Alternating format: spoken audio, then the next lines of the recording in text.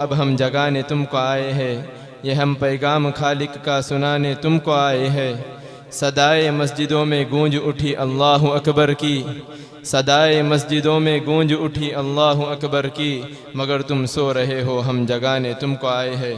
मेरी इससे मुराद दानिश मोहम्मद शफ़ी है कि वो आए और तुम में बेहतर वो है जो कुरान को सीखे और सिखाए। इस उन्वान पर तकरीर पेश करे।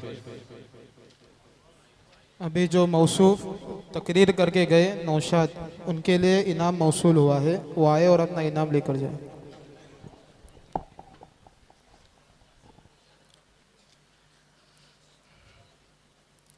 नहमदुहु व नुसल्ली अला रसूलिहिल करीम, अम्मा बाद, फ़क़द क़ाल अल्लाहु तबारक व तआला फ़िल क़ुरआनिल मजीद वल फ़ुरक़ानिल हमीद। अऊज़ु बिल्लाहि मिनश शैतानिर रजीम। बिस्मिल्लाहिर रहमानिर रहीम।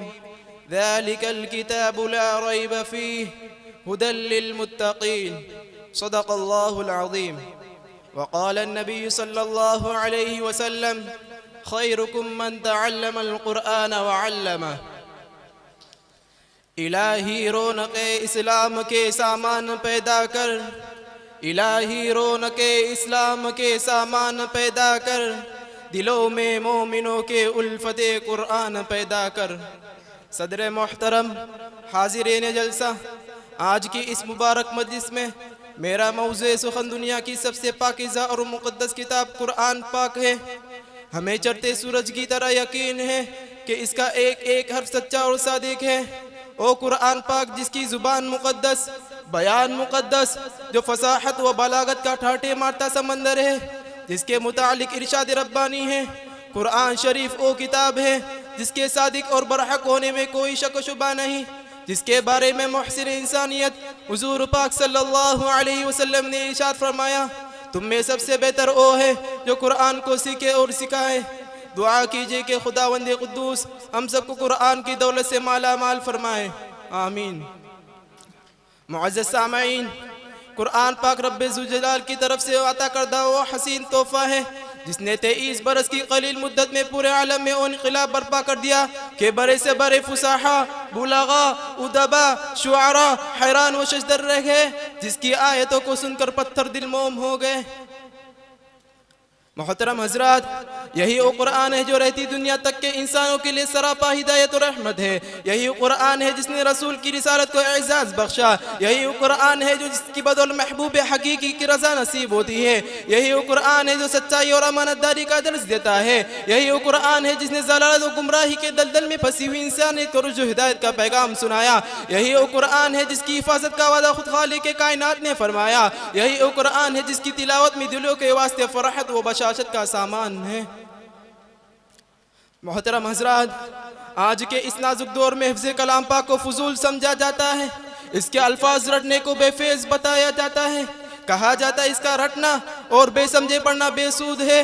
नऊज़ु बिल्लाह, अफसोस सद अफसोस। इस कुरान पाक के बारे में हमारा ये ख्याल है जिसके बारे में मोहम्मद मुस्तफ़ा सल्लल्लाहु अलैहि वसल्लम ने इरशाद फरमाया, इक़रा वरतक़ि वरत्तिल कमा कुन्त तुरत्तिल फ़िद दुनिया फ़इन्न मंज़िलका इंद आख़िर आयतिन तक़रऊहा। क़यामत के दिन हाफिज़ कुरान से कहा जाएगा, कुरान पढ़ता जा और जन्नत के दर्जों पर चढ़ता जा और रुक रुक कर पढ़, जैसा कि तू दुनिया में रुक रुक कर पढ़ा करता था। बस तेरा मकाम और ठिकाना वही है जहाँ तू आखिरी आयत पर पहुँचे। याद रखो, ये कुरान दुनिया की सबसे बड़ी नेमत है। ये ज़मीन और आसमान, चांद, सूरज, सितारे, कोई इस नेमत का मुकाबला नहीं कर सकते। ये कुरान रब्बे कायनात का मुकद्दस और अज़ीम कलाम है। और क्यों ना हो, क्योंकि इसका उतारने वाला अमीन, जिसके ज़रिए उतारा गया वो भी अमीन, जिस ज़ात पर नाजिल हुआ वो भी अमीन, जिस मकाम पर नाजिल हो वो भी अमीन, जिस महीने में नाजिल हुआ तमाम महीनों से अफजल, जिस रात में नाजिल हुआ 1000 महीनों से बेहतर। मोहतरम हज़रात, कुरान आया तो अदल मसावत का पैगाम आया। कुरान आया तो मजहब इस्लाम फैला। कुरान आया तो कुफ्र शिर्क दम तोड़ गया। कुरान आया तो तौहीद और ईमान मिला। हाँ हाँ, मुझे कह लेने दीजिए। कुरान आया तो रोशनी आई। कुरान आया तो अहकाम मिले, शरीयत मिली। कुरान आया तो दम तोड़ती इंसानियत को हुकूक मिले। कुरान आया तो दोस्तों सब कुछ मिला।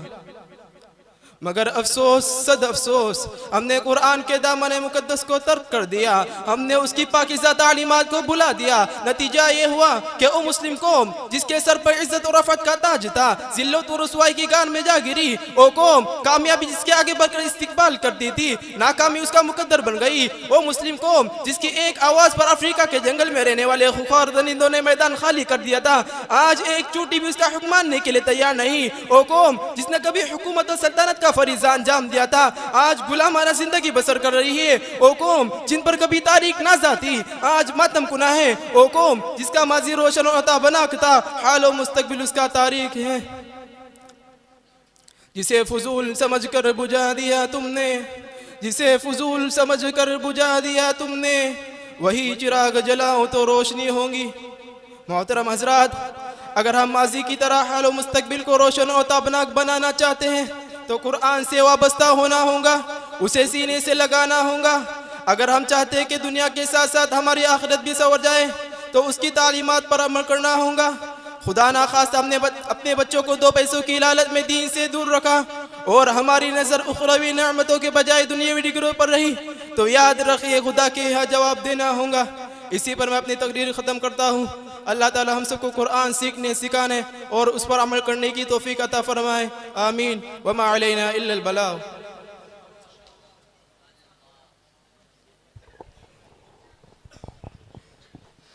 माशाअल्लाह, बहुत खूब। ये थे दानिश शफ़ी जो बेहतर